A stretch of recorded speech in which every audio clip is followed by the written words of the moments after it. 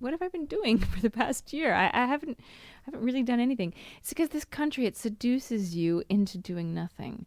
There's so many things to take up your time with. Having a coffee, having a pizza. It's very inexpensive to go out to dinner here if you know where to go.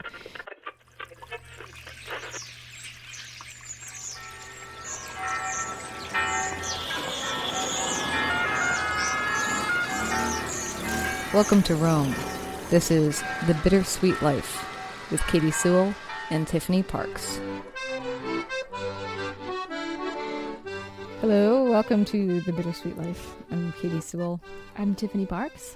Talking about what it's like to live in a foreign country for a long time and a short time. Tiffany's been here for almost 10 years. I'm living in Rome for only a year. And so our experiences are quite different. She's evolved over the 10 years of being here, wouldn't you say? I hope so. And I am evolving also, but mainly because I'm having a once-in-a-lifetime experience living in a foreign country, knowing that I'm heading home. So it's a different kind of experience. Tiffany planning to stay, me planning to leave, and all the issues contained within. So that was a very long explanation for, a week where I haven't really gotten anything done or evolved in any way. So, yeah. Have you made it to the grocery store once this week? I did. Well, but that's already an accomplishment in Italy. Yes. But I undershopped because I was, you get there and you're like, ugh. Okay, what do I just need for tonight? And then the next day you wake up and you're like, ugh, I still don't have any food. I have to go back down to the store. Today I haven't left the house. I woke up at 11.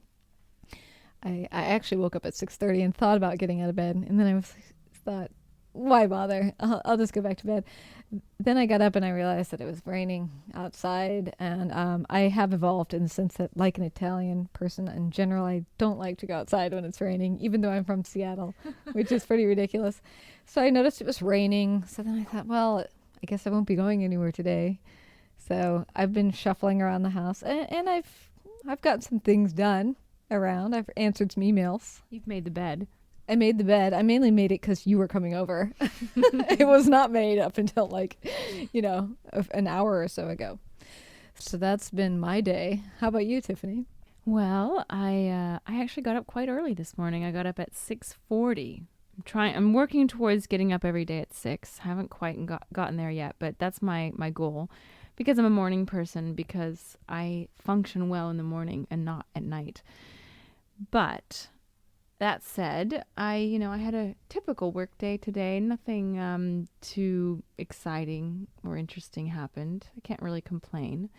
I will tell you that as far as not getting things done or just not doing anything at all, it's typical here. And don't feel bad because it happens. You wake up and you're like, wait, what year is it? How many years have I been here? I've been here 5 years. And what have I accomplished? Nothing.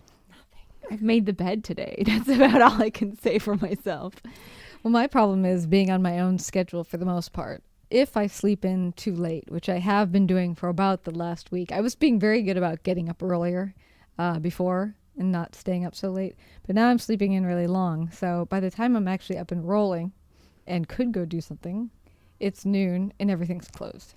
Yeah, that's the thing. That's the thing about Italy. Everything closes in the afternoon. So if you don't plan your day right, let's say even you do get up at a regularly decent hour, get some shopping done, run around the house, do some cleaning, finally you're like, oh, I'm ready to go and do something cultural or do something productive. But you can't because it's 12:30 or 1 and everything is closed in the entire city. Well, I have multiple questions that come out of that. Let me ask this. What are people doing when all those shops are closed? Well, it depends. It used to be that businesses would close at that time too, and people would go home and have lunch because they lived very close to their office. If you think about a small town where everything's in walking distance, and if you work in an office, you're probably a short walk or a bike ride away from your apartment. Or even better, if you own a shop, your apartment's probably right upstairs. That's how they would do it back in those days. And so you would close up your shop, you would go upstairs, your wife or your mom, depending on your age, would have made you a nice lunch. A lunch generally would be much bigger than dinner. And you might lie down and have a little bit of a nap and then go back to work. Now, doesn't really happen like that anymore. At least not for business people, because if you're working at an office, your office isn't going to close. So in that sense, Italy has modernized and become more like the rest of Europe or the United States. But the shops do tend to close in the afternoon. Not big shops. Like if you're at a chain shop, if you're at a Benetton, it's not going to close in the middle of the day. And generally supermarkets won't either. But boutiques will, and places like butcher shops and tailors and cobblers, people who have their own independent business. What are they doing? If you have your own shop and you close, it's probably because you do live close by and you can go home and eat. Or maybe I would think, yeah, you'll use that time to run errands, but no, you can't because everything's closed. It's a catch-22. So it beats me. I don't know what people are doing. Yeah, in our neighborhood, I believe we have 4 grocery stores, and all of them except for one close in the middle of the afternoon. They do? Yeah. The Conad stays open. Toadies is closed. Though a fancy one next door to Toadies that I never go to. Or Innocenzi. That is a fancy one, yes. In that case, yes. There's And a then Carrefour by my place that stays open. yeah. But I mean, that means all I can get done in the afternoon is grocery shopping.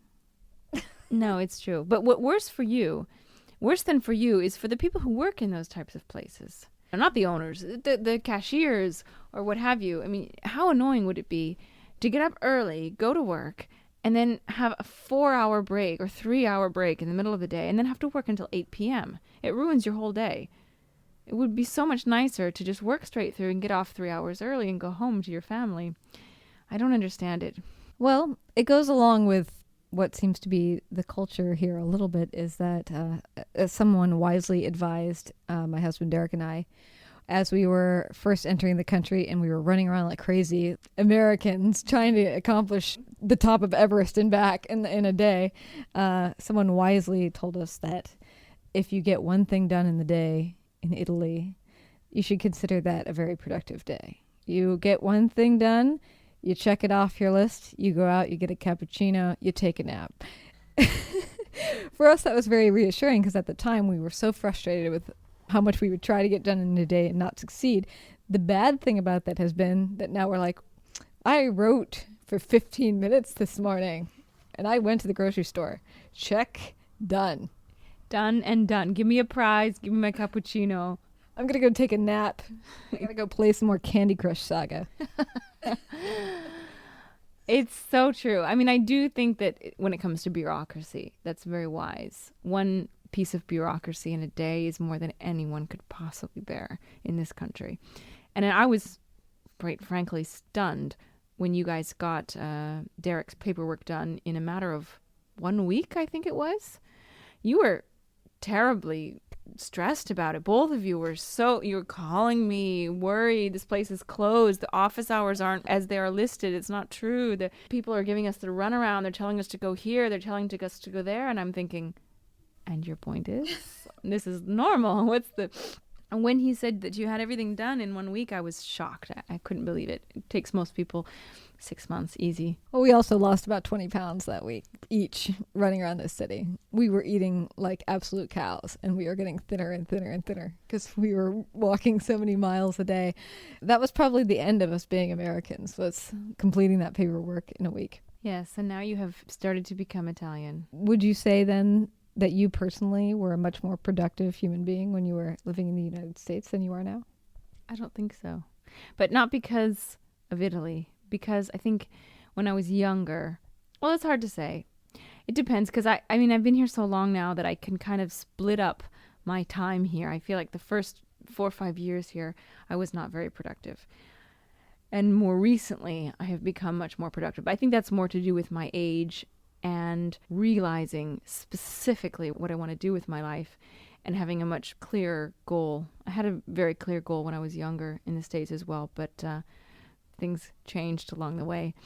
I think that maybe being stuck in academia for so long is maybe that's kind of like being in Italy. If you can just get one major thing done when you're in university, a day, it's kind of a big deal. So maybe it's like a parallel universe. I don't know.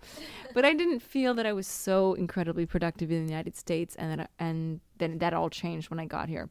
But that's my experience. I know a lot of people on the other hand, who feel like they moved to Italy and their ambition just goes down the toilet. But I will say that absolutely I've looked around and been like, what have I been doing for the past year? I haven't really done anything. It's because this country, it seduces you into doing nothing. There's so many things to take up your time with. Having a coffee, having a pizza, it's very inexpensive to go out to dinner here if you know where to go. So, someone calls you, let's go out for dinner, let's go for aperitivo. I mean, that wonderful 3 or 4 hours that you spend over a glass of wine and some olives with a friend, and you people watch and you sit around. The weather is so amazing here. I mean, we had warm, sunny, short sleeve weather until mid-November. And as a person from Seattle, I'd say it's still nice now, with the exception of it raining today. Yeah, no, it is. It's never really cold enough to need gloves. But, being from Seattle, as we both are, I've kind of gotten used to it, but it's not completely. When you're from a place like Seattle and you're used to gray skies every day, when you see the sun, you want to take advantage of that. If you're doing a year-long sabbatical like yourself and you are trying to get some things accomplished, but it's all sort of on your own time, in your own apartment, and you're sitting in your apartment, it's 10 a.m., you're about to get some work done, and it's glorious outside, it's very difficult to say, especially if it's late in the year, if it's winter time or almost, you think to yourself, I have to take advantage of this. I have to go out. I have to seize the moment. I have to go, to the park. I have to get a bike and go around. I have to do some shopping, some people watching, take some photographs. And you can't help yourself. And you go out. What happens then, though, is the next day you wake up and it's another glorious day. And the same thing happens again. That's so true, because it's interesting because our apartment, rather than having curtains or anything like this, it has wooden shutters that just block out the windows. And so it can be dark as pitch in here. So no matter what time I wake up in the morning, I have no idea what the weather is. And I'll walk down the stairs from the bed and I'll think, okay, today I'm going to do this and I'm going to do that. And I unlock the wooden shutters and I pull them back and it's like, like, every day. And just Except like you today. say. Yeah, except today, which is probably why I should have done something today instead of just being stuck at home. But it's every day and just drives me out, exactly like you're saying. And Seattle, we get so few days that are absolutely gorgeous. Every now and then in the summer, we get a nice run of beautiful weather, but there's so few days where it's sunny at all outside that Seattleites are conditioned in their minds to, you must be outside doing something if it's nice outside. That's just the rule because it's not going to last. Yeah, and it might not even last that day. It might last an hour. Yeah, time to go. So when in Seattle's the opposite, when you have beautiful weather for a long period of time, say 6 weeks. Imagine it's middle of August, 6 weeks, beautiful weather happen. Certain Seattleites are going to be starting to be a little ornery and ticked off. And like someone we know named Suzanne. Well, because that's 6 weeks if you got to go out and do something every day. You can't stay home and watch TV and drink wine or write your book like you'd like to be. You still have to be out doing something. And so it reaches a tipping point where everyone's starting to get annoyed with the fact that they still have to be outside doing something. But they can't stop themselves. And luckily, I've begun to embrace the weather here, but it is true that by the afternoon, if I haven't gone out yet, I'm starting to feel very cooped up, like I'm missing the day, that's going to get dark. And so I spend more time wandering the city and admiring how beautiful it is than I do getting any kind of productive work done. What if you could bring your work out with you? I thought about that. Now, you have to let our listeners know that you have a very, very fortunate possession that I do not have, which is you have a rooftop terrace. Okay, now I find it very hard to hear you complain about not being out and not being productive at the same time when you have a rooftop terrace. Now, it is winter and it's really too cold to be sitting up on a rooftop. But in the spring, in the fall, I mean, I know myself, I would take my computer and a cup of tea up to the rooftop terrace. I'd be out in the sun, but I'd still be working. No, I would do that. And I would actually probably do that on sunny days now. But whoever is in charge of the rooftop terrace up there has removed all of the chairs for the winter. Oh. Maybe I was up there too much. Horrific. That's a crime. So hopefully in the spring that'll come about. But maybe by that time I'll just be so relaxed, that I'll just sleep all day. No, you won't. I'll tell you what'll be happening. By come spring, you will be freaking out because you'll be saying, oh my God, I only have 2 months left, or I only have 3 months left. I've got to seize every moment. I've got to see every church in Rome. I've got to see every museum, every work of art. And you really will be going crazy then. So I would take advantage of these dark, dreary days that are very few and far between. Get up early. Don't open the shutters. Just plug yourself into your computer and get your work done. What's the biggest change you see in yourself from living in this country? From how you were as an American to how you are as an Italian? Well, let's not jump to conclusions. I'm not Italian yet. I know, but you know what I mean. What would you say is your biggest personality shift? I have no idea. That's such a hard question. Okay, maybe not the only one, but what's one change maybe? You like pasta more. Oh, no. I hate pasta now. No, I don't hate pasta. I can't think of anything. It's been so long I've been here. I've been here so long, I don't know who I am anymore. I don't remember who I was before I came here. Now, in these cultures, like Italy or like Mexico, for instance, where people do shut their shops down and take a nap, or have a nice meal in the middle of the afternoon and then take a nap, the typical American is going to see those people as kind of lazy. Mm-hmm. Or lucky, one of the two, when they're kind of getting drowsy at their desk at 1:30 in the afternoon and they sure wish they could take a 15-minute nap. You know what? I find that the sort of Anglo-Saxon concept of being busy is something that most people are very proud of. People who consider themselves busy. They complain about being busy, but actually what they're saying is, look at my life, look how important I am. I'm so super busy. I wouldn't have time to take a nap in the afternoon. I don't know where you would find the time to do that because I have so much to do and I have to play Candy Crush Saga on top of it. And I recently encountered this when my office this summer was closed for 2 weeks. I was actually quite frustrated because I didn't want the office to close. Not because I didn't want to have 2 weeks off, but because I wanted to take my 2 weeks off at a different time and I was being forced to take my 2 weeks off then. So that's another story. The point is the office was closed for 2 weeks because we're in Italy. And in Italy in August, everything closes. Maybe the grocery store is open. That's about it. So I had just come back and the magazine that I work for, where it's a franchise magazine that exists all over the world. So we're sometimes communicating with our, brother, sister offices in London or in Atlanta.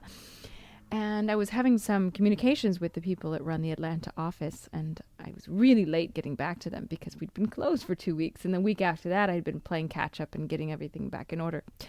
And I wrote to them and I said, I'm sorry, I haven't responded, but we were closed for 2 weeks. And I'm just getting back up to date.